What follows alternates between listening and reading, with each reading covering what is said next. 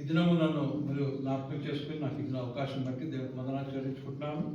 మరి Uppal churches pastors welfare association ఈ విధంగా మరి రెగ్యులర్గా ఈ కూడిక జరుపుకోవటం చాలా సంతోషం. కనుక దేవుని పిల్లలారా, దేవుని యొక్క కృప, దేవుని యొక్క సహాయం మనం ఇక్కడ చేరుకున్నామంటే దేవుని యొక్క సహాయం కదండి. దేవుని యొక్క చిత్తము, దేవుని యొక్క సహాయం లేదు మనం ఏమి చేయలేం, మన సొంతంగా మనకి ఏమి చేయలేం. కనుక దేవుని పిల్లలారా, మరి మరోసారి నాకు ఇచ్చిన అవకాశం బట్టి దేవునికి వందనాలు చెల్లించుకుందాం. ఈ ఉదయకాలము మరి సమయము అనే అంశం మీద నేను కొన్ని విషయాలు మాట్లాడాలని ఆలోచన చేస్తున్నాను. సమయం, ఎందుకంటే దేవుని పిల్లలారా, ఇది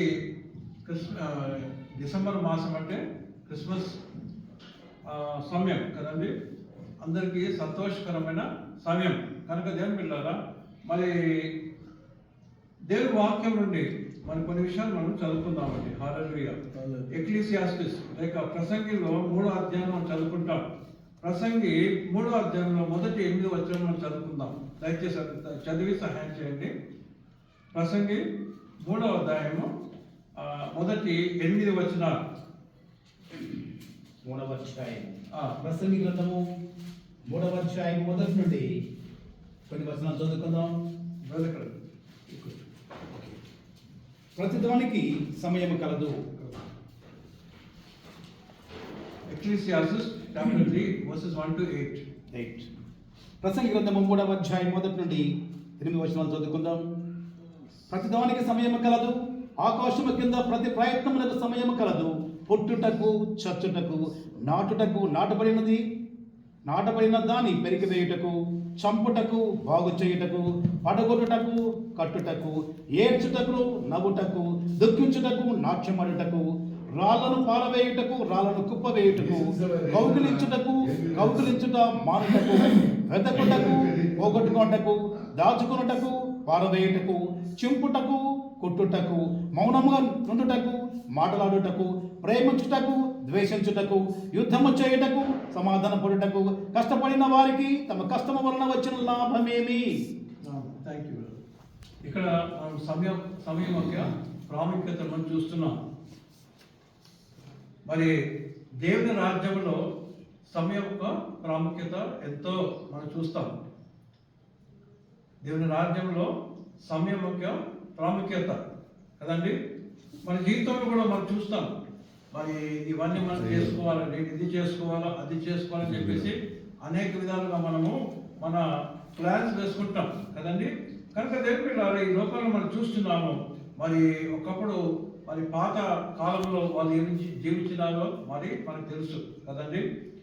అంతేకాకుండా దేవుడు మరి తన ప్రేమ చేత ఇశ్రాయేలును ఏర్పరచుకున్నాడు కదండి. అబ్రహామును ఏర్పరచుకున్నాడు, తన ద్వారా తన సంతానమును ఇశ్రాయేలుగా మార్చుకున్నాడు.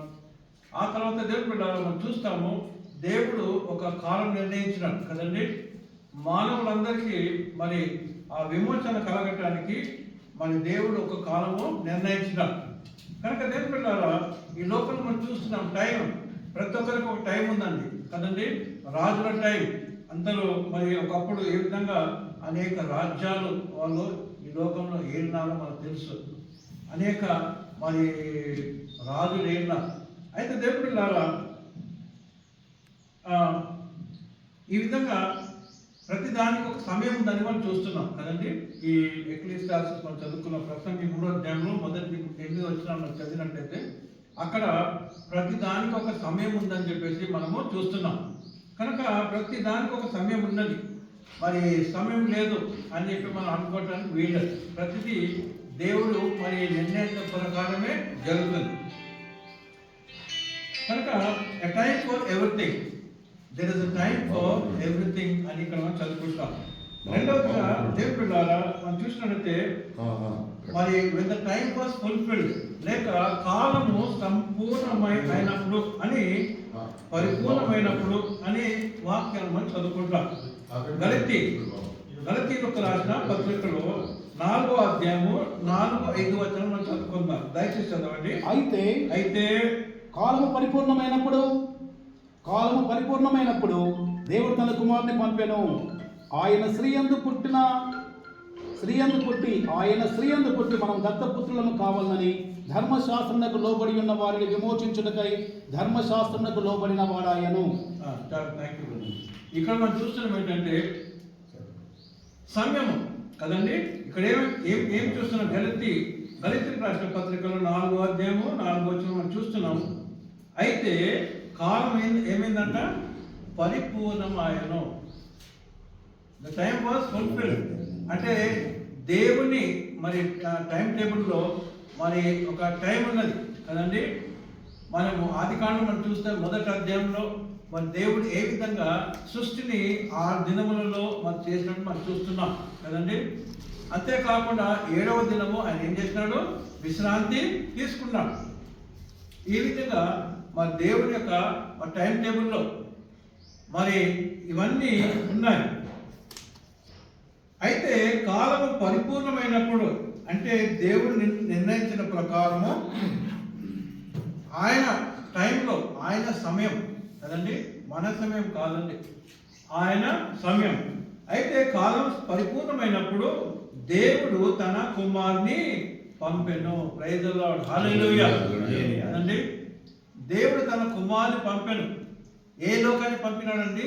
ఈ లోకము పాపంతో నిండి ఉన్నప్పుడు రోమీయులు ఇశ్రాయేలు మీద ఆధిపత్యము వహిస్తూ మరి రోమీయులు మరి వాళ్ళ అనేక దేవతలను ఆరాధిస్తూ వాళ్ళు చేసే భయంకర పనులు కదండి. రోమీయులు వాళ్ళు మరి చెడు పని చేయడానికి ఎంతో వాళ్ళు ముందుకు వెళ్ళారు కదండి. అంతేకాకుండా కైసరు ఎవరైతే రాజు ఉంటాడో రోమీయులకు రాజు, కైసర్నే దేవుడు అని వాళ్ళు అనుకున్నారు.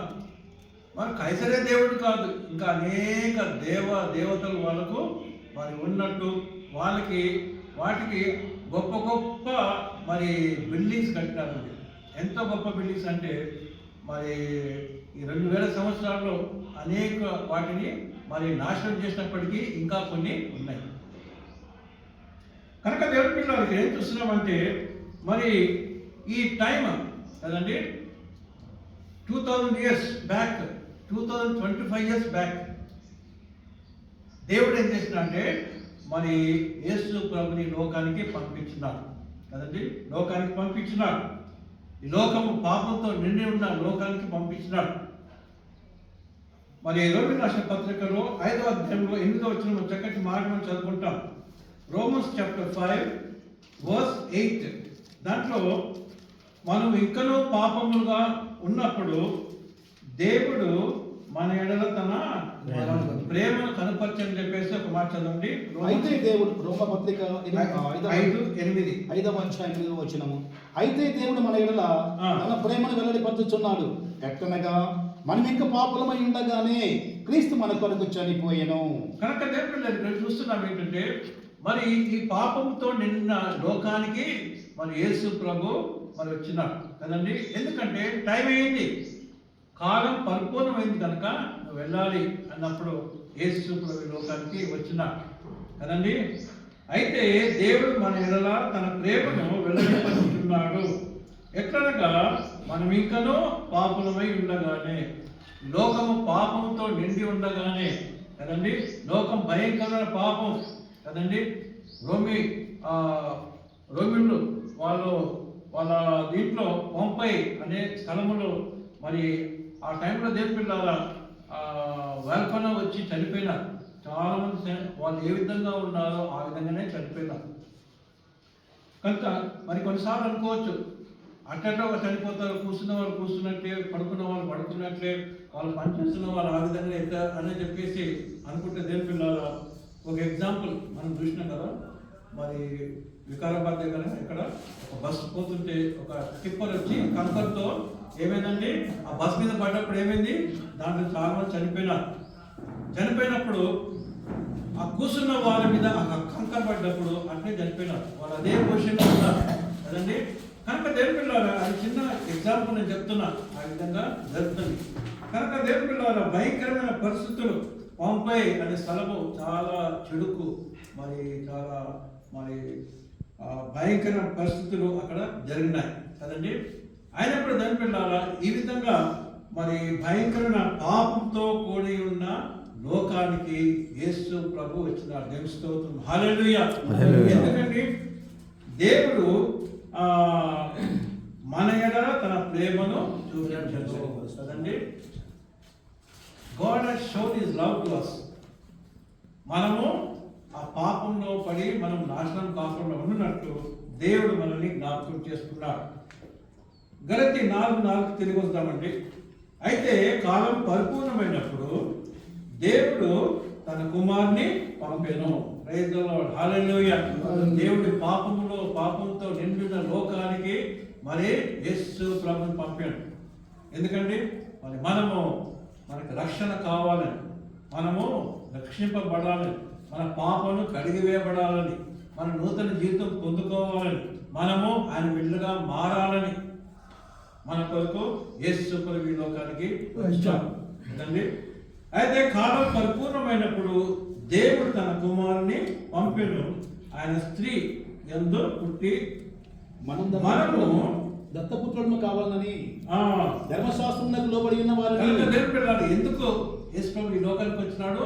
మనము దత్తపుత్రులుగా మారుటకు. ప్రైజ్ ది లార్డ్, హల్లెలూయా. దేవుని వాక్యం మనం చూస్తాం. దేవుని పిల్లలు మనం ఎవరంటే అన్యులము. దేవుని రాజ్యంలో మనకు స్థానం లేదు కదండి. ఎందుకంటే దేవుడు మొదటగా ఎవరు నిర్ణయించుకున్నాడండి? ఇశ్రాయేలు ఆ వంశాన్ని తను మరి నిర్ణయించుకున్నాడు. తన బిడ్డలుగా, తన సొత్తుగా, నా సొత్తైన ప్రజలు అని దేవుడు వారిని పిలుచుకున్నాడు కదండి. అయితే దేవుని బిడ్డల ఈ విధంగా మనం చూస్తాం ఏంటంటే మరి ఇశ్రాయేలు ప్రజలు అనేక విధాలుగా దేవునికి విరుద్ధమైన కార్యాలు చేసి కదండి మరి దేవునికి దూరంగా వెళ్ళిపోయినారు.